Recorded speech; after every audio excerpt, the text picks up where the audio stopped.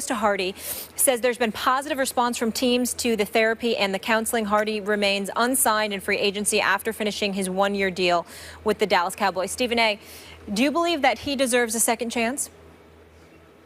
No, I do not. Not at this moment in time.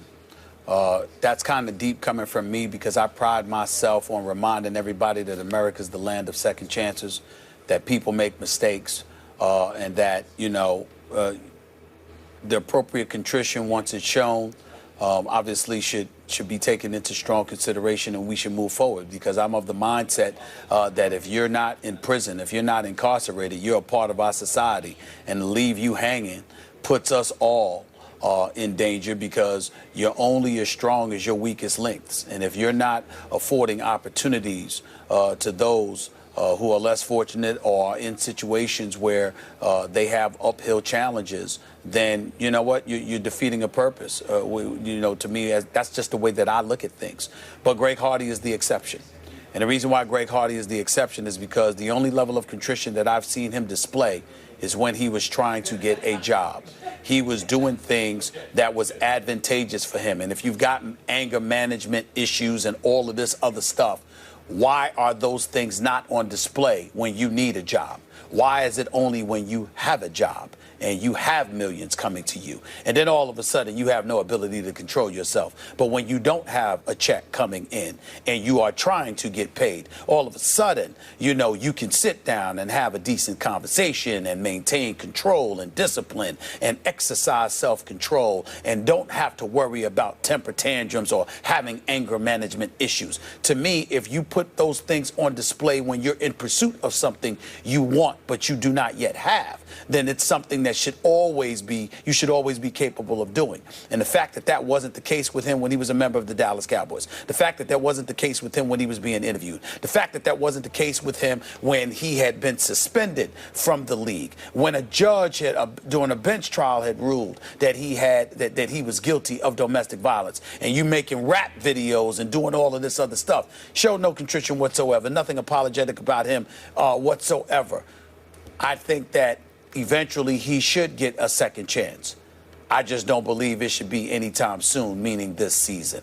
I think you have to show him that there is a price that you pay for all of this stuff. So once he ultimately comes back into the league, he doesn't make these mistakes again.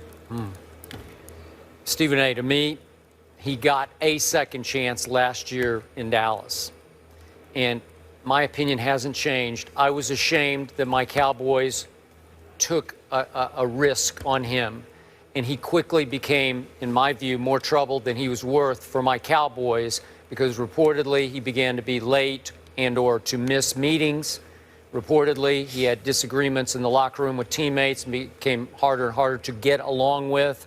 And we all saw with our own eyes on television that night at Giants that he displayed some, dare I say, emotional instability when he broke into the middle of the Cowboys special teams huddle after a kick was returned for a touchdown and got into it with the special teams coach and had a little shoving match with him. It was a bad look. It was a bad sign.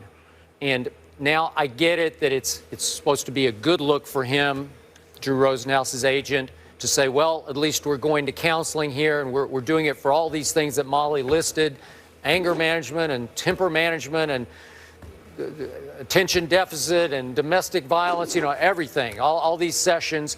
Okay, I get all that. But to your point, Stephen A., not once has he shown a hint of remorse or contrition for his domestic violence incident. Not once. And until he at least does that, he to me has no chance of ever getting back into the league, because he's still toxic just because of that. In his recent interview with Adam Schefter, not only did he not show any remorse or contrition, but it was, whoa, I've never put my hands on a woman, and you just think, well, you're delusional. I don't know. And to me, that was the final straw where I would think most people around the league, most GMs, presidents, owners would say, no, it's over. Enough of that.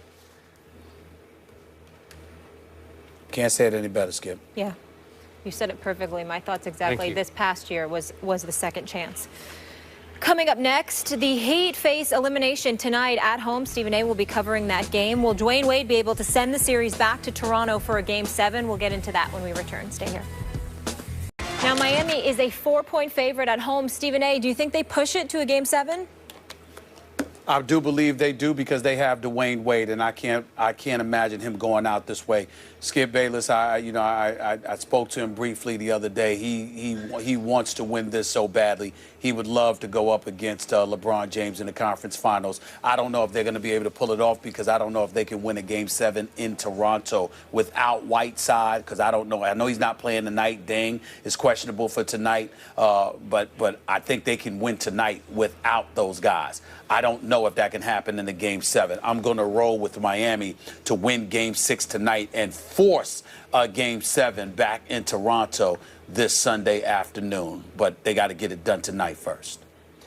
You know, one reason we were talking about LeBron decided to watch movies with his kids, How the Grinch Stole Christmas, and then whatever the vampire movie was. That was an odd combination to me. Yep. But anyway, whatever.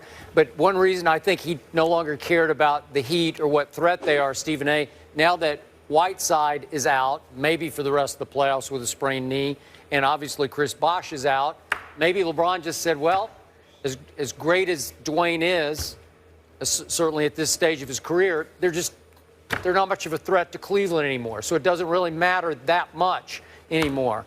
So I'm with you. I'm rooting for Dwayne. Dwayne was great the other night down the stretch, and Kyle Lowry was greater. And he'd been in a slump, and my goodness, the shots that Kyle Lowry made. What's that?